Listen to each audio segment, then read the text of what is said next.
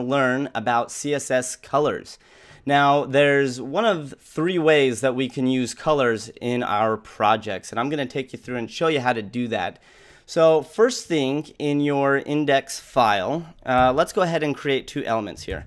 The first one we're going to create is a header1 tag, and we'll just write, you are the CSS to my HTML. All right.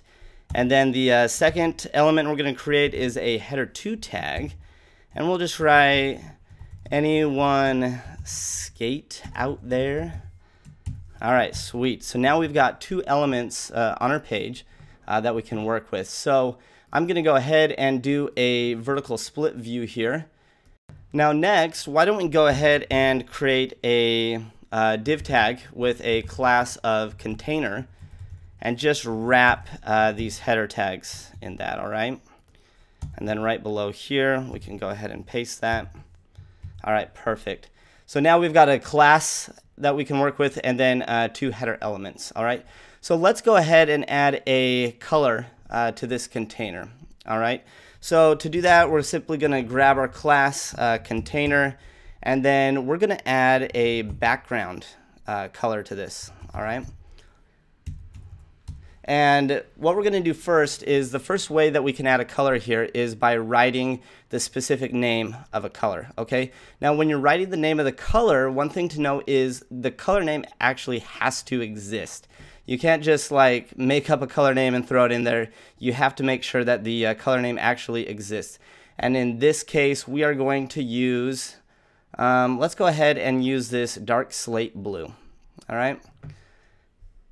So close that off with a semicolon there, and then let's go ahead and launch this and see what it looks like. Cool. So you can see that we've got a background color that we've added to this container, and we've got our 2 header tags wrapped inside of this. Let's go over a second way that we can use colors in CSS. And to do this, let's go ahead and grab the header1 tag, all right, and write color. So to add a color to any type of a text or a font, you're going to write the property color. And then in this case, let's use a hex code. Now a hex code begins with a £, and then you can either use 3 or 6 characters depending on the color that you're using. Now if you're using one of the primary colors like black or white or red or blue, something like that, you can get away with using 3 letters in your hex code, but if you want more of a specific color of some sort, you can use up to 6 hex code letters here. So this is the hex code for white. I've added 6 F's here. Now I could add 3, but I'm just going to use 6. And then if we come back over to this and refresh here, you can see that we have changed the color to this header1 font to white. Awesome, so pretty standard. And there is a third way that we can do this, and let's go ahead and grab our header2, and we're going to add the same color property because we're working with text, and then this one is an RGB color here. Okay, so you're simply going to write RGB, double parentheses, and then close it off with a semicolon, and then in here we're going to give this 3 values. And I'm going to make this a blue color, and so we're going to go ahead and add our 3 values. So I'm going to add a 0.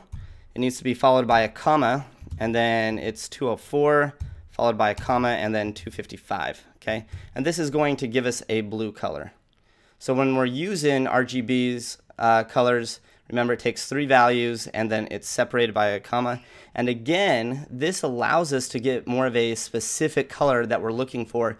If like the name of a color isn't giving us what we're looking for. So let's go ahead and save that and come back over here, and you can see that we have changed the color of our header2. So very cool stuff. Those are the 3 ways that you can use colors. Now let's dive a little bit deeper and show you how we can work with gradients. All right. So to do this, on this container, let's go ahead and get rid of the background color and put a semicolon, and we're just going to be working with a background. And then let's go ahead and open up our browser, And we're going to dive in a little bit deeper and have a better understanding of CSS gradients. So go ahead and type in CSS Gradient, and then let's come to W3 Schools here. All right, so it says here that CSS3 gradients let you display smooth transitions between two or more specified colors, all right? And you can see here in their example, they kind of got this greenish blue over to a darker blue. And also one thing to note with gradients is not all browsers support this, like all browser versions, and there's an extra syntax that we can add to our gradients to help browsers pick up on this. So for a gradient, we can either use a linear gradient, radial, a repeating, or a repeating radial gradient. And these are the different browsers and their compatibility. Now you'll notice that they have a syntax here like a WebKit, and then the Mozilla here, and then the O for Opera. So using this syntax here will help the browser read the property value of this linear gradient so it shows up. So coming down here a little bit further, we've got some examples how we can use this. So you can see that they're using an ID and they're using the property background, and then they're able to set these gradients. Now you do want to have a fallback default color for the browser to fall back on, just in case there is a compatibility issue for the browser. So that way it just reads a standard color and it's going to pull something in. And then you can see that they have 4 other ways of adding the gradients, and that's just adding in a WebKit compatibility for Opera and Firefox, and then they have the standard text here at the bottom. So let's come back into brackets here. And then on this, what we're going to do is, because we're using Chrome here, and Chrome's very compatible with a lot of the CSS standards out there, we're simply going to write linear gradient. This is the gradient that we're going to use in this example.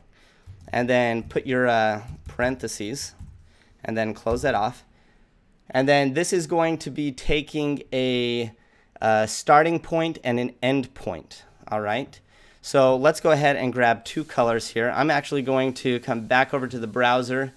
I'm going to open up a new tab here and just write in HTML color picker. And then again, W3 Schools has a really cool one that I like to use. And the color that we're going to be using is this blue here. So I'm going to grab this hex value here. I'm going to come back over to brackets, and this is going to be my starting color. Okay, so I'm going to go ahead and paste that in. And then it takes 2 values because now I need the stopping end of the color. And I'm going to come back over to this, and let's choose a lighter blue. And I'm going to grab this one here and copy it. And then we'll come back over here and paste that color in. All right. And then let's go ahead and change this to a no split view because we're going to be working directly in our CSS here. So now what we've done is we've added a linear gradient. Okay. And this is a top to bottom. So back into our browser here, and you can see that it's taken the darker color, added it to the top, and then it fades very smoothly into our lighter blue. Now you saw that there was radial gradients and so forth. We can also take these linear gradients and we can control the starting and stopping point of it. And to do that, for an example, we can add a third variable here. Okay, and what we can do is, for an example, we can say to right, and this way it's going to start it from the right to left. Okay, so back over here, and you can see now we've got our blue starting from the right and going to the left, and you can do the same thing to like left, and then you can also define like top or bottom. All right, so I'm not going to go ahead and I'm not going to add the WebKits and the syntax for the other browsers in this example. We're just going to stick with a basic here. So that is how you can work with gradients. So it's just a background property, and then choose the type of gradient you want to use, and then you can choose a direction and a starting and a stopping color there. All right. All right, now the last thing that I want to cover here, working with colors, is shadows. And shadows are cool. You can apply those to like backgrounds or text, or images, really any element on your page.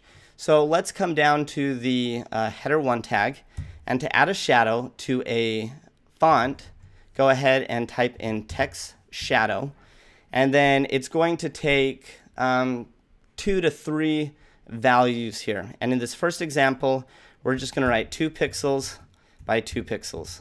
And what this is doing is we have our element selected here. Okay, our element is selected, and then we're saying on a vertical axis, where do we want our shadow to be placed, like how far out, and then how far out do we want it placed on a horizontal axis. Okay, so go ahead and save that, and we're setting the vertical and horizontal axis to 2 pixels by 2 pixels. All right, and that's going to put it to the bottom right. Now, if we were to do -2 pixels and -2 pixels, this would put it at the top left. So coming into here, you can see that it has added a shadow back here. It's difficult to see because we've added a white text color to our font, so that's what it's inheriting. So why don't we go ahead and change that? So right after the 2 pixels, we can actually define a color that we want to add to this. And in this case, let's use black. That'll show up really well with our white font. So go ahead and save that. And now you can see that it's taken our shadow, and it's a solid black color. Now the cool thing is we can actually add one more variable to this property here, and that's called a blur radius. So instead of having such a hard black, we can kind of spread this out and blur it out. So let me show you how that works. So right before defining your color black, let's go ahead and add another value here, and we'll just do 5 pixels. And this is going to take this solid black line, and it's going to blur it out 5 pixels. Okay, so coming into here, you can see how much softer this is looking. So very, very clean. Let's go ahead and add a background shadow to our header 2. So again, to do this, we're going to do a text shadow. And then in this case, why don't we just do this like 1 pixel by 1 pixel, give it a blur radius of like 3 pixels, and then let's do a really cool color like let's just do dark blue. Okay. All right, and then let's check out how that looks. All right, and you can see that it's added a much finer text shadow to this. Now, we can also go ahead and actually add a background shadow to this container that we've created. So if we come into here, and then on our container, add a box shadow, okay? And then the same principle, we can define the vertical, horizontal axis, set a blur radius, and a color. So let's just do like a 3 pixel by 3. Well, we can actually make this different by a 5 pixel, and then give it like a 3 pixel of a blur radius, and then let's just do this as black so it shows up easily. And then come over here, refresh that, and you can see that we've only shoved it over 2 pixels to the right, but we've got a much heavier shadow here on the bottom. All right, so very cool stuff. So that is how we work with colors. We can either use color names, hex values, or RGB colors. We've used color gradients in here, and then we have also learned how to add shadows to text or other elements on our page. So very cool stuff. That's it. That is a wrap. Moving on.